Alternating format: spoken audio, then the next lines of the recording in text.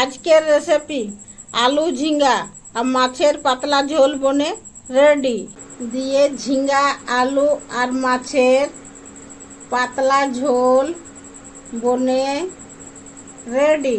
ঝিঙ্গা দিয়ে মাছের ঝোল বানার জন্য প্রথমে মাছকে ধুয়ে নুন আর হলুদ মাছে নিয়ে এরপর ঝিঙ্গাগুলাকে ছুলে আর বড় বড় করে কাটে সরষের তেল গরম করে 5 ফোড়ন দিয়ে মাছগুলা ভাজে নিব। মাছগুলা একদিকে ভাজা হয়ে গেছে, পাল্টি করে দিচ্ছি। পাল্টি করে দুদিকে লাল লাল করে ভাজে নিব। লাল লাল করে মাছগুলা ভাজা হয়ে গেছে, তুলে নিয়ে ওই তেলে আলুগুলা একটু নুন দিয়ে ভাজিয়ে নেব।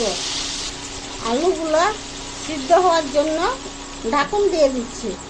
এরপর ঢাকুন খুলে নিয়ে আলুগুলাকেও লাল লাল করে ভাজিয়ে নেব। আলুগুলা ভাজা হয়ে গেছে, তুলে নেব। ওই তেলে ঝিঙ্গাগুলা ভাজে নেব। ঝিঙ্গাগুলা ভাজা হয়ে গেছে, তুলে নেব।